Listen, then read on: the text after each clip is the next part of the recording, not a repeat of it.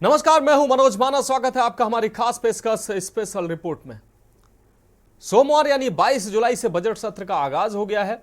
वित्त मंत्री निर्मला सीतारमण ने सदन में आर्थिक सर्वे पेश किया है। मंगलवार को वित्त मंत्री निर्मला सीतारमण आम बजट पेश करेंगी। ये बजट सत्ता में तीसरी बार आई भाजपा के नेतृत्व वाली गठबंधन की सरकार का पहला बजट होगा। आज हम सबसे पहले बात करेंगे यूपी के गन्ना किसानों ने बाजार से कम मुनाफा मिलने को लेकर चिंताओं की बात करेंगे। मधुबनी के पेंटिंग कलाकारों के राष्ट्रीय पुरस्कारों के लिए कोटा बढ़ाने की बात करेंगे। गुजरात के मोरबी सिरेमेटिक टाइल्स कारोबारियों की उम्मीदों की बात करेंगे और महंगाई और हेल्थ केयर के साथ हाई एजुकेशन के साथ ही छात्रों को रोजगार की भी हम बात करेंगे। तो चलिए चलते हैं खबरों के विस्तार में और दिखाते हैं अपनी खास पेशकश स्पेशल रिपोर्ट।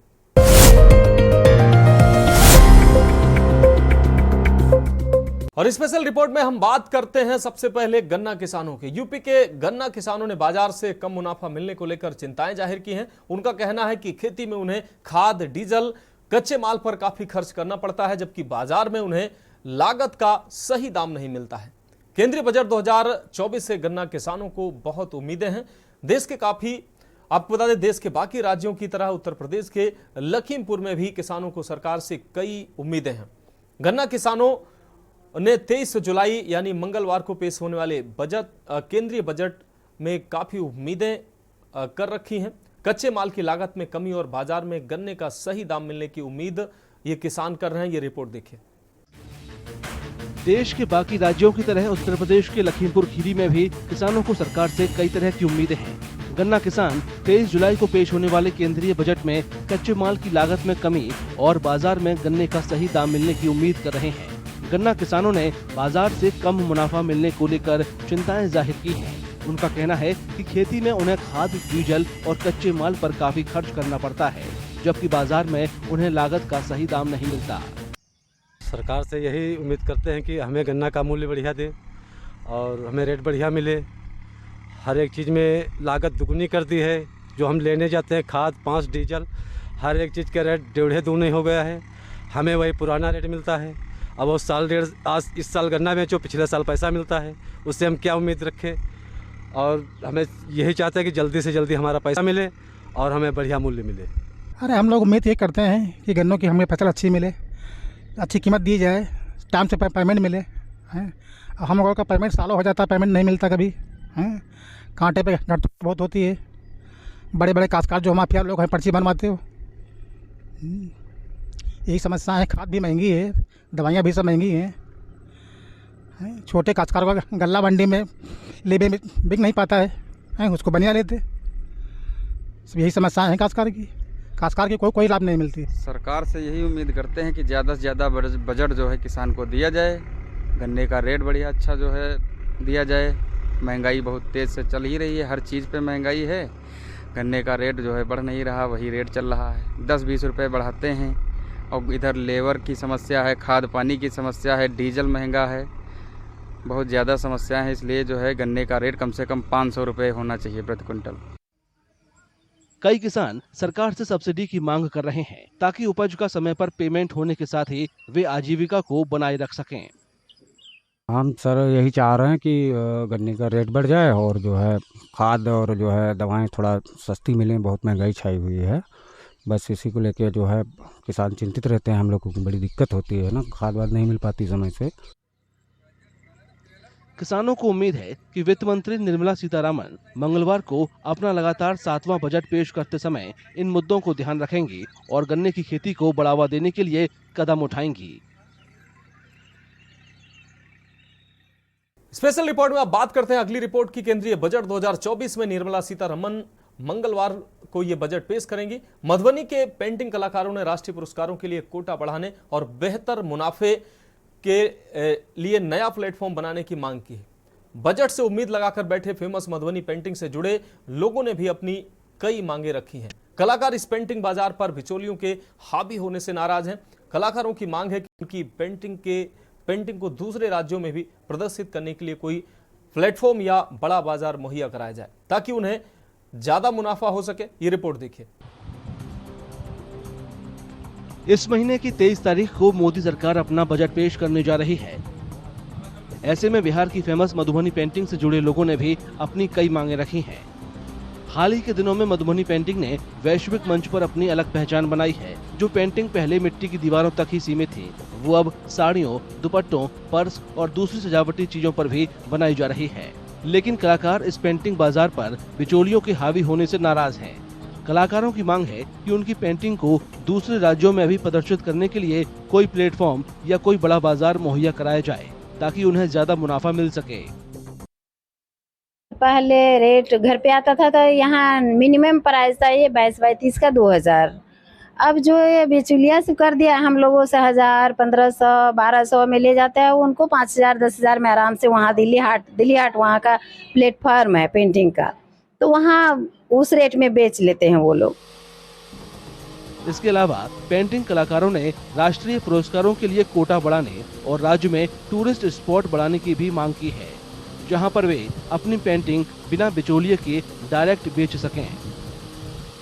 तो सरकार को चाहिए कि बिहार में भी कोई ऐसा पर्यटक स्थल हो जिसको देखने के लिए हमारे पर्यटक लोग आए, दूसरे कंट्री के लोग जैसे पहले आते थे उस तरह से आएंगे, तो हम लोग को बिक्री का भी साधन जो है सो बढ़ेगा, उसके माध्यम से भी बिक्री होगी। यही हम सरकार से डिमांड करेंगे कि हम कलाकारों को ये सारी सुविधा जो है सो उपलब्ध कराएं। अभी एक तो पर्यटक नहीं आ रहे हैं कोविड के बाद से, पर्यटक की अभाव में यहाँ डायरेक्टली खरीदारी करने वाले लोग हमारे घर तक नहीं आ पाते। हमें सरकार से ही कुछ उम्मीद रखना चाहिए, जो सरकार कुछ ऐसा ठोस कदम उठाए जिसके जरिए हम सब कलाकार को एक अच्छी प्लेटफॉर्म मिले, अच्छा ट्रेनिंग मिले, अच्छी जानकारी मिले और अच्छा इनकम का सोर्स मिले। ये हम बिहार सरकार एवं भारत सरकार दोनों से ही उम्मीद रखते हैं। मधुबनी के पेंटिंग कलाकारों को उम्मीद है कि वित्त मंत्री निर्मला सीतारमण उनकी मांगे जरूर पूरी करेंगी।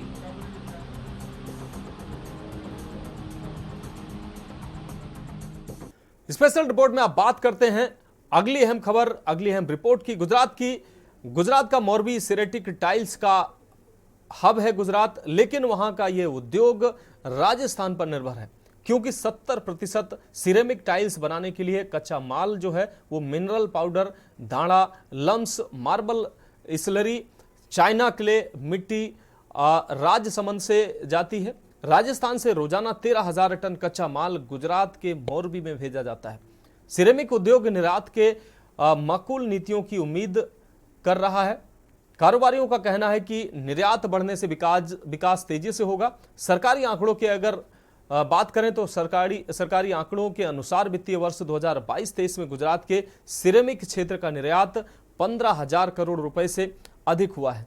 ऐसे में सिरेमिक कारोबारियों की केंद्र सरकार के बजट से क्या उम्मीदें हैं, आपको भी ये दिखाते हैं। गुजरात के मोरबी में सिरेमिक कारोबारियों को निर्मला सीतारामन से भारी उम्मीदें हैं। केंद्रीय वित्त मंत्री मंगलवार को एनडीए सरकार का पहला बजट पेश करने जा रही हैं। कई कारोबारियों को उम्मीद है कि लागत कम करने के लिए बजट में जीएसटी और गैस की कीमतें कम की जाएंगी। GST prices are approximately 18%।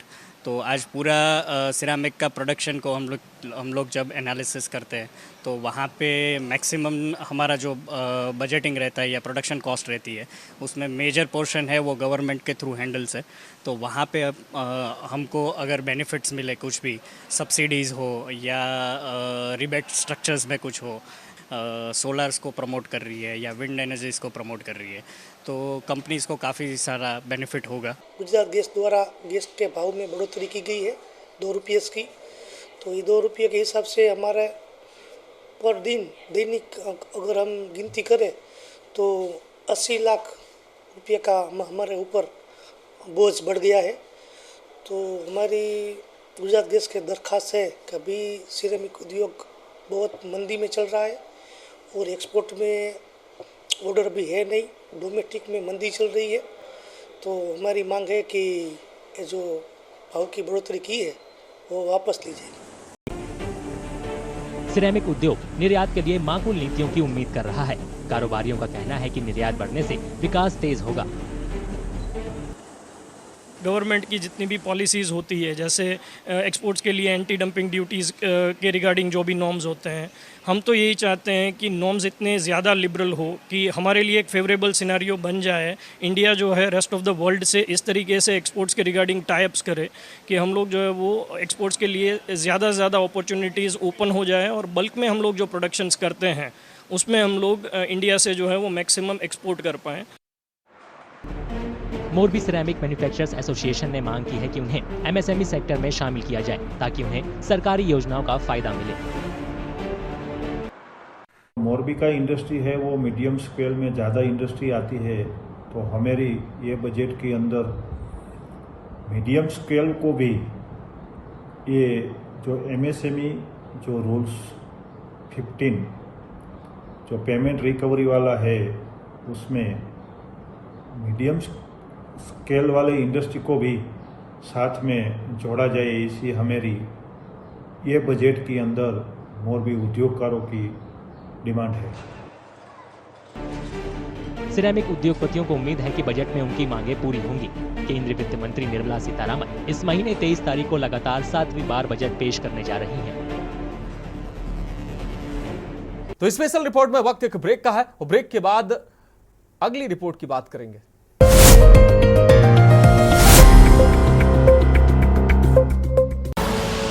आप देख रहे हैं के न्यूज, खबरों का सारथी।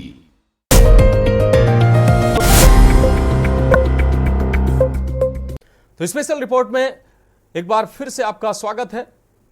अब बात करते हैं अगली रिपोर्ट की।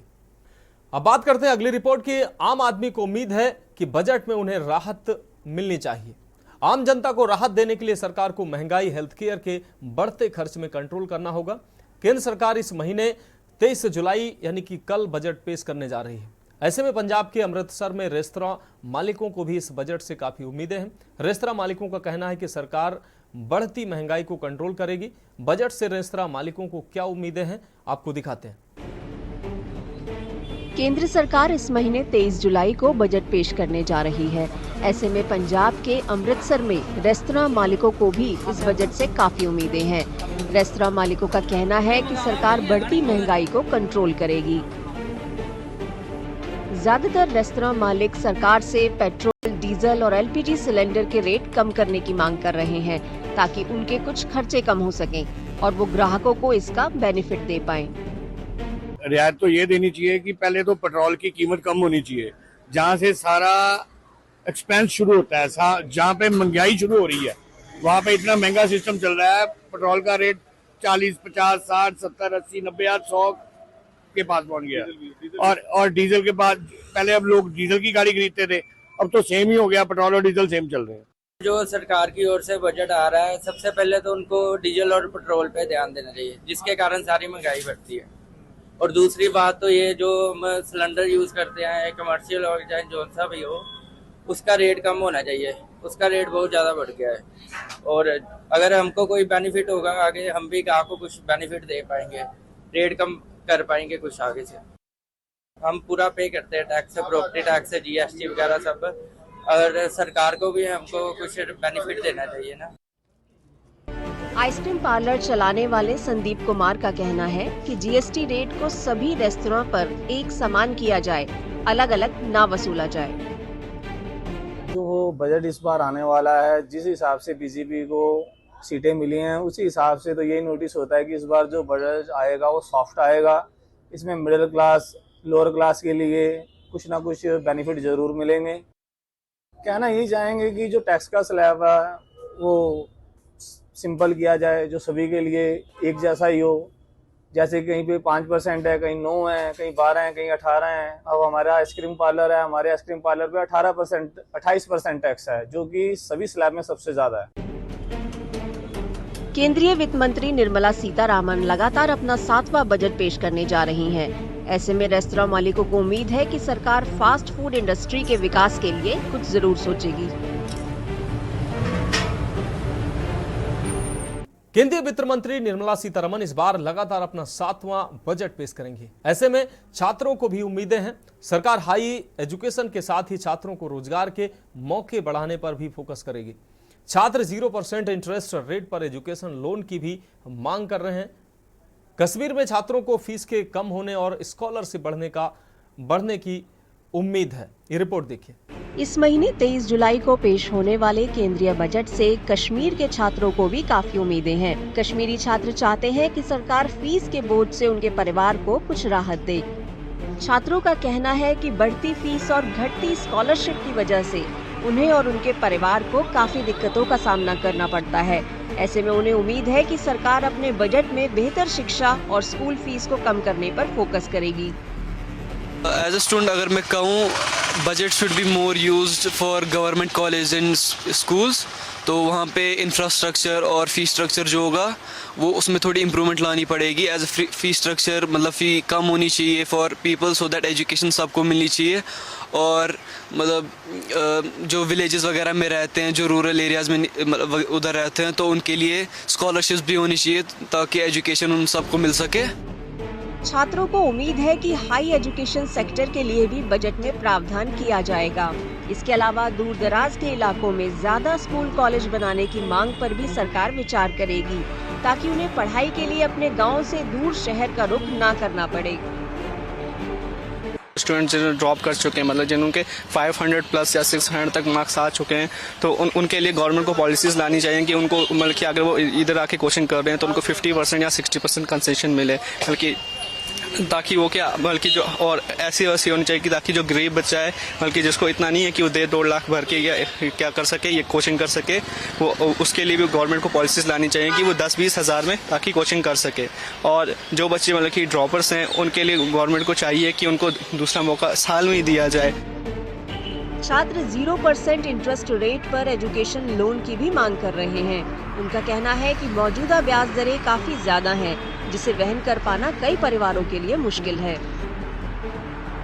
एजुकेशन जो है वो बहुत ज़्यादा ये हुआ है, बहुत ज़्यादा कॉस्टली पड़ रहा है अभी ये हमें एजुकेशन, तो इस वजह से हमें ये स्कॉलरशिप्स मिलनी चाहिए और जो हमारा जो इंफ्रास्ट्रक्चर है वो अच्छा होना चाहिए, और वो सबसे बड़ी बात कि हॉस्टल फैसिलिटीज़ होनी चाहिए, क्योंकि बहुत सारे बच्चे जो बहुत दूर से आते हैं तो उसके लिए हमें हॉस्टल फैसिलिटीज़ अच्छे से होनी चाहिए। ऐसे सारे बच्चे एक ही बैकग्राउंड से नहीं आते हैं। केंद्रीय वित्त मंत्री निर्मला सीतारामन इस बार लगातार अपना 7वां बजट पेश करेंगी। ऐसे में छात्रों को उम्मीद है कि सरकार हाई एजुकेशन के साथ ही छात्रों को रोजगार के मौके बढ़ाने पर भी फोकस करेगी। तो स्पेशल रिपोर्ट में आज के लिए मेरे साथ इतना ही। मुझे दीजिए इजाजत और आप देखते रहिए के न्यूज इंडिया।